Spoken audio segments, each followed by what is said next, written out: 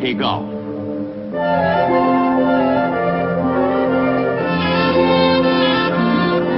Across the restless wilderness of water that is Pacific in name only, the United States Navy orders Halsey's 3rd Fleet and Kincaid's 7th Fleet to the Philippines. Sailing over the Mindanao Deep and into Leyte Gulf, Allied soldiers and sailors come to answer the prayers of those who marched their way to death on Bataan 2.5 years earlier. It is October 1944.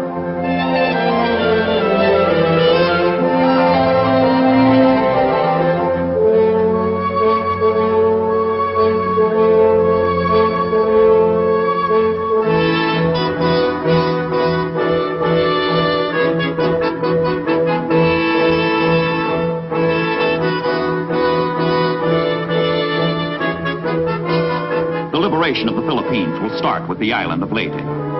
Seize the beaches, establish a base. 6 simple words on which hangs the destiny of the Western Pacific.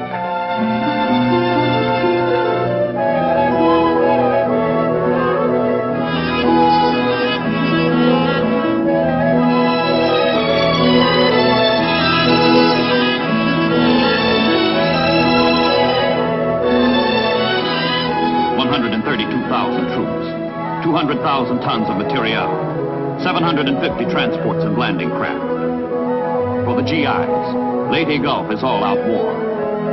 For the Japanese, Leyte Gulf is the most tempting target ever offered.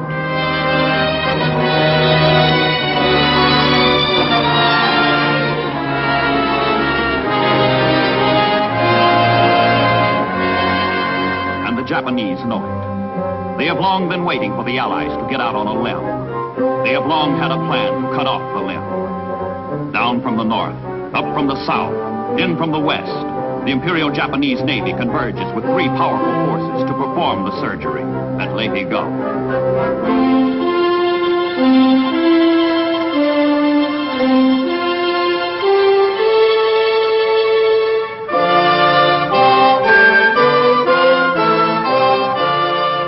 The entire remaining naval strength of Japan is mustered for one final, supreme battle.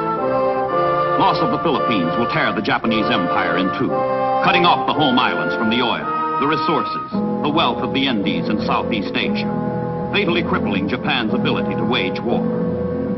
The Leyte landings must be destroyed if Japan is to survive. The Naval High Command confesses. We are about to fight a battle that will decide the fate of our empire. The mission of our naval forces is truly great.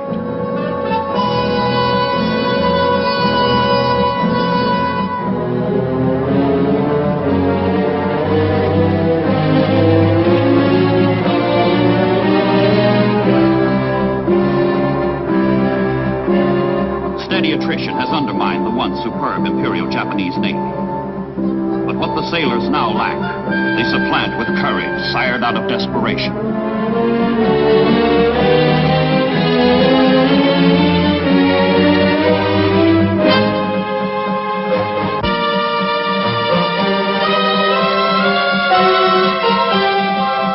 Identify these ships. United States battleship, Maryland class. United States battleship, Oklahoma class.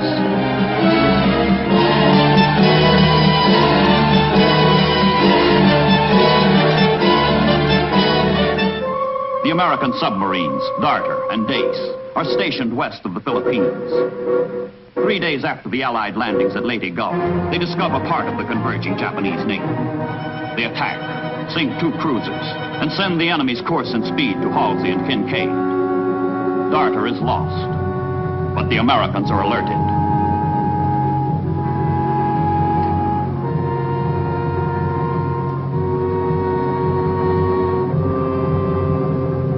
Intelligence from the submarines is analyzed and plotted aboard Admiral Halsey's flagship.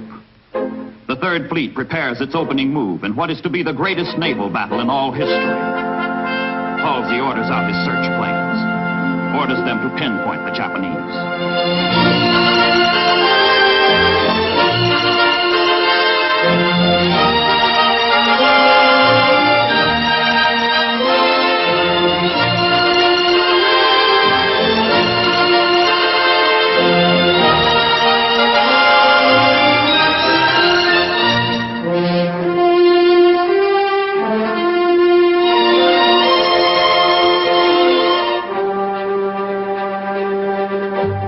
Ramsey's scouts find the Japanese Central Force in the Sibuyan Sea, headed east toward San Bernardino Strait.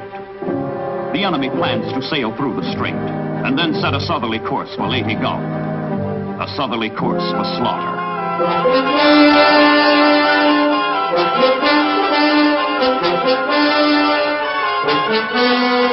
From the flagship to all carriers, strike. Repeat, strike. Good luck.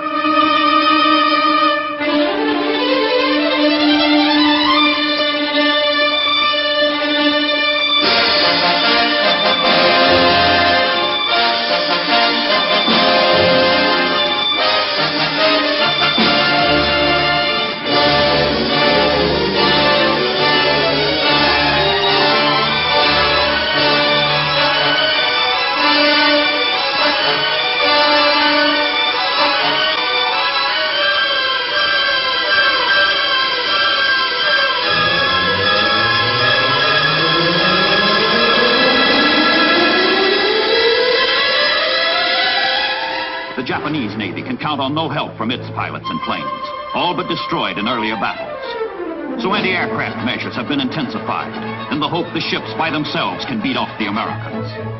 The sailors prepare to throw up a wall of fire around their task force.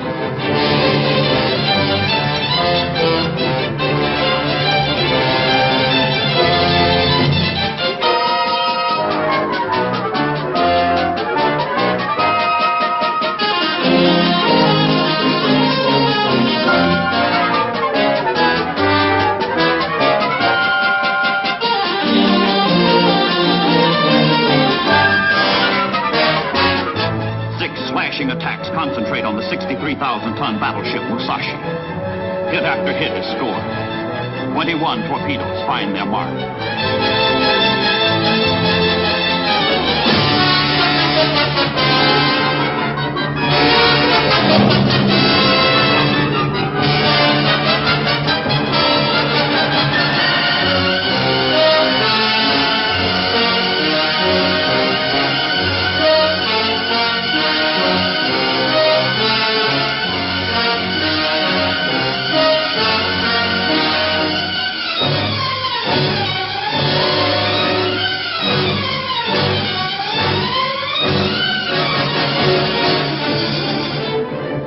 Musashi becomes the first Japanese battleship sunk entirely by aircraft.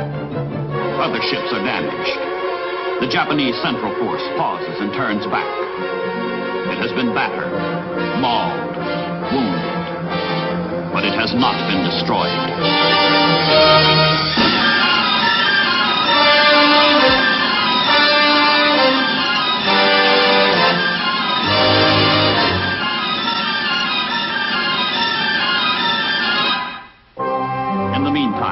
Japanese Southern Force, in battle array and with all boilers lighted off, rips into the Mindanao Sea toward Surigao Strait, leading directly to Leyte Gulf from the southeast. Battleships, cruisers, destroyers lunge through the narrow waters, hoping to force the strait open and join up with the Central Force in the twin annihilation of the United States Army and Navy. But the jaws of an American trap are open.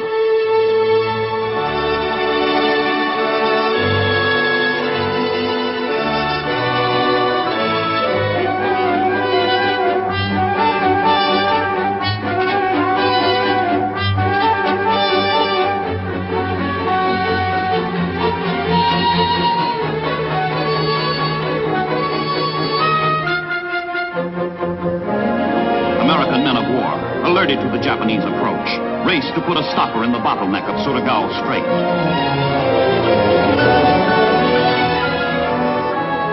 Admiral Kincaid stuffs the bottleneck with PT boats, destroyers, cruisers, and battleships.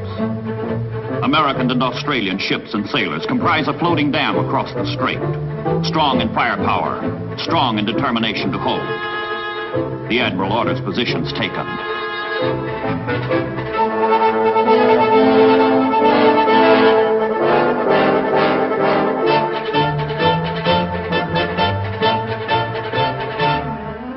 PT boats, trained to attack anything afloat, with no defense but speed, skill, daring, patrol the southern end of Surigao Strait. In the fore of the battle line, These fragile sentinels prepare to draw the first blood.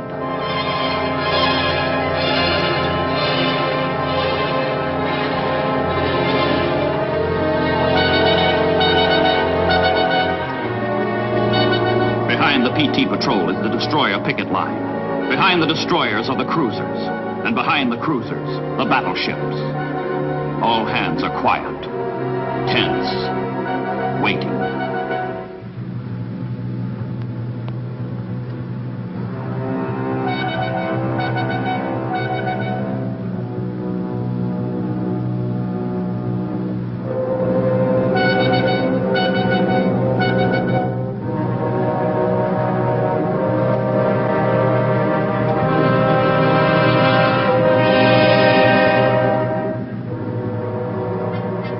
The Japanese hurl themselves headlong through the dark, into the trap.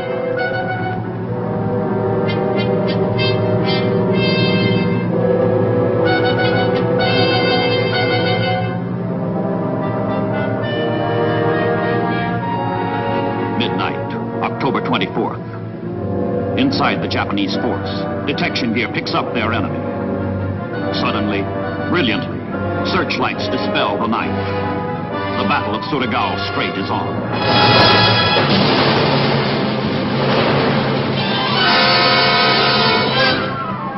The PT sailors let go all torpedoes in their savage attack, throwing the enemy off balance.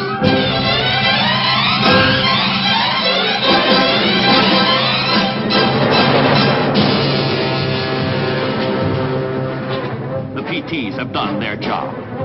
Located the enemy, attacked the enemy, betrayed the enemy to the bigger boys. Now destroyers, cruisers, battleships, all in position, all at battle stations, take up the fight. The Japanese are in the trap, and the jaws close.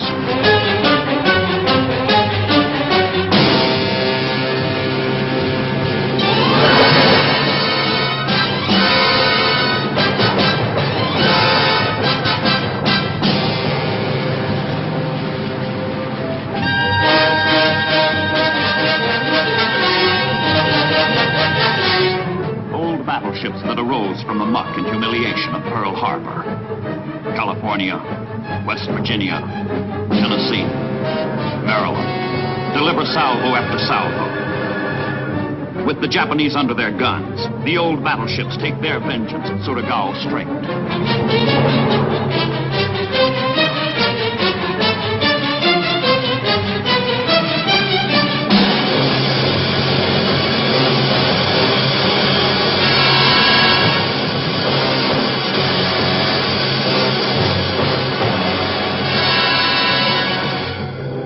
The debris of Japanese disaster litters mile after mile of Surigao Strait. More than 5,000 Japanese sailors are wounded, missing, dead.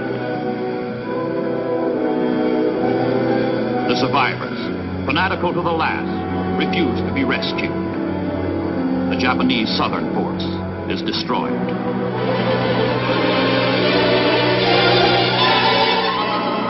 But there is no time for celebration. To the north, San Bernardino Strait, unguarded, open waterway leading to the approaches of Leyte Gulf.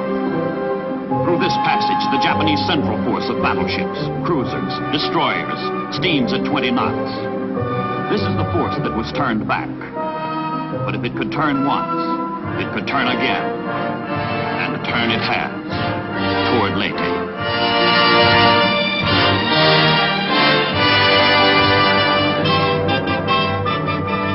Only light American units, small escort carriers, destroyers, guard this approach to Leyte Gulf. The onrushing Japanese are first sighted by surprised, horrified search planes from the escort carriers. Should these 22 enemy ships break through, they will turn the Leyte landings into bloody shambles.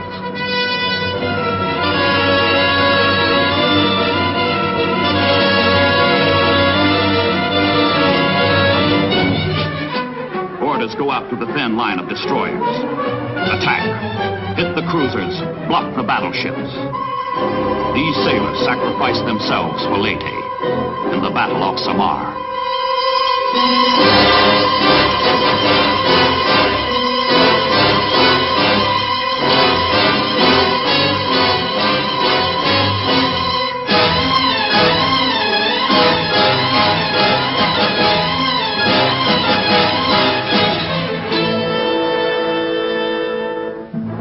Japanese force includes the largest warship ever built, the Yamato, mounting the biggest guns afloat.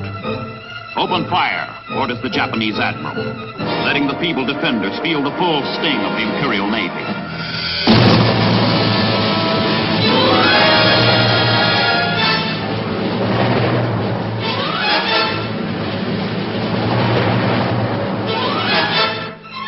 Barrage after barrage straddles the escort carriers, protected only by the intrepid destroyers.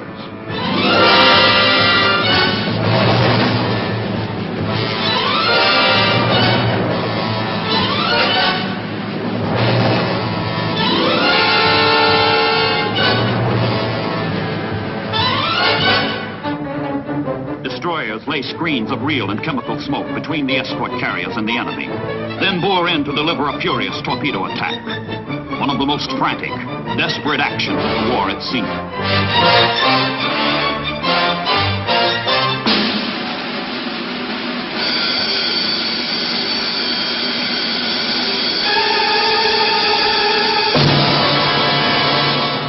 Every plane that can get off the escort carriers joins the unequal battle.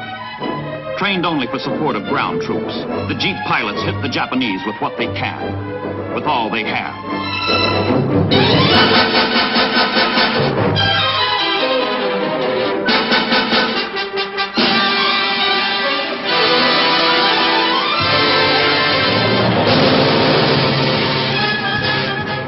The Japanese keep pounding away, smashing the reeling escorts, the dauntless destroyers.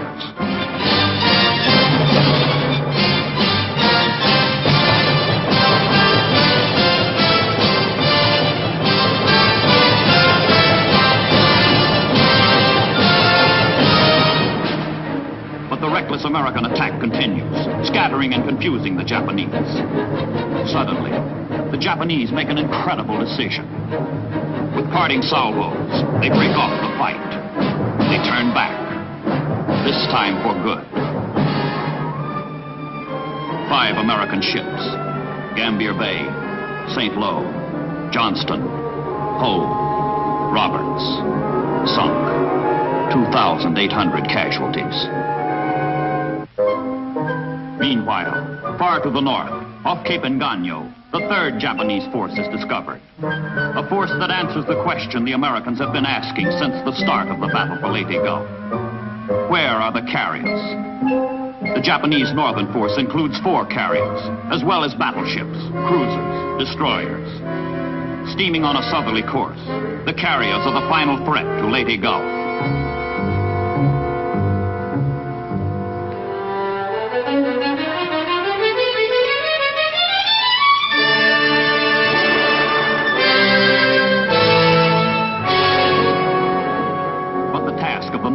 Is suicidal. It is to act as decoy, to lure Halsey's 3rd Fleet away from Leyte Gulf, while the central and southern forces drive the Americans out of the Philippines. The Japanese are hopelessly outclassed, short on training, short of planes. We will be sunk, their admiral admits. That is our mission.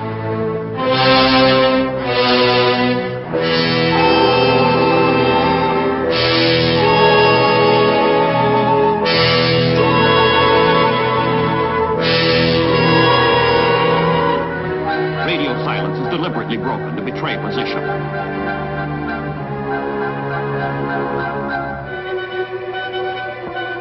The dummy messages are intercepted by Halsey's radio men.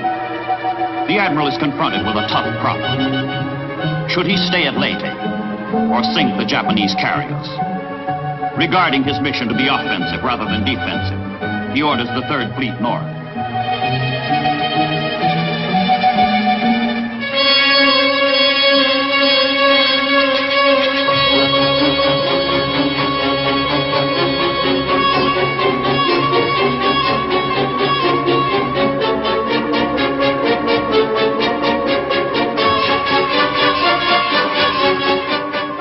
Strike.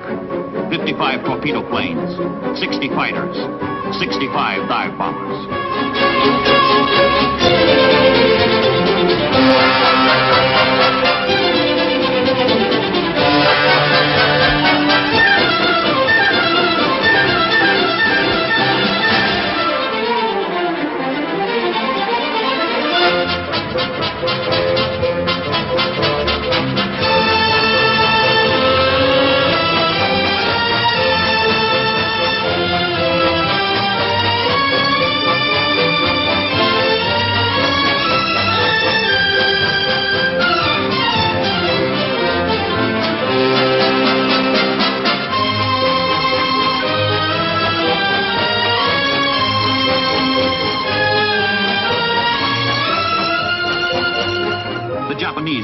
received the assault with massed, intense anti-aircraft fire.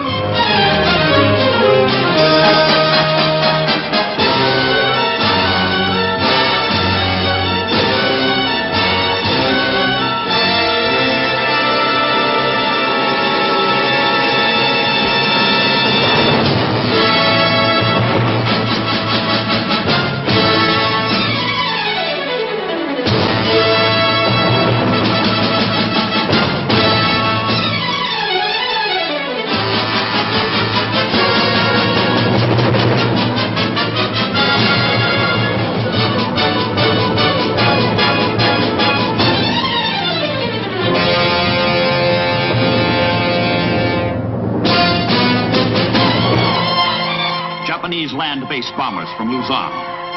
Halsey's ships are the target.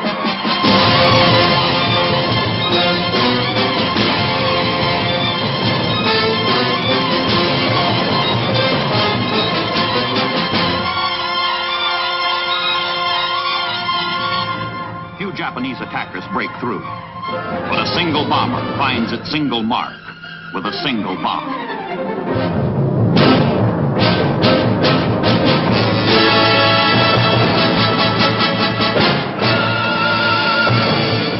Light carrier Princeton. One kid is enough. Rescue efforts by her crew and first aid from the cruiser Birmingham cannot prevent a fatal internal explosion.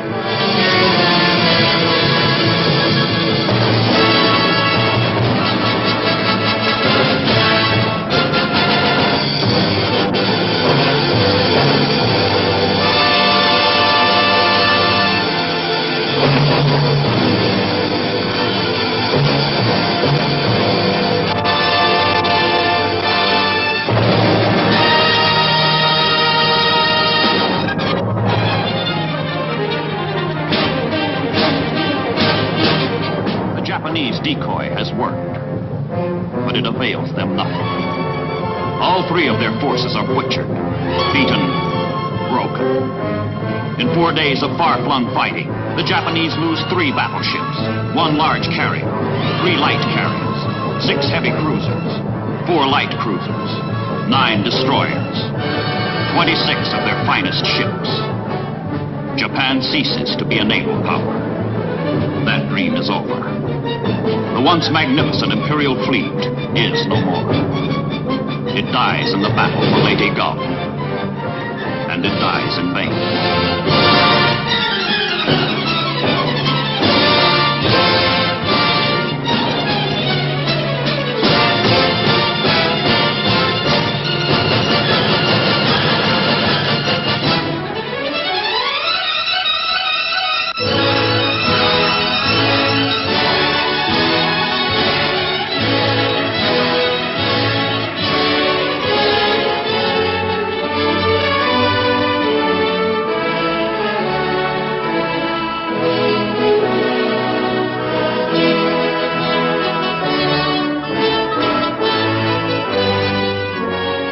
Are made by nations. Battles are won by men. But when battle is done, the young and brave sleep, heedless of their greatest victory at sea.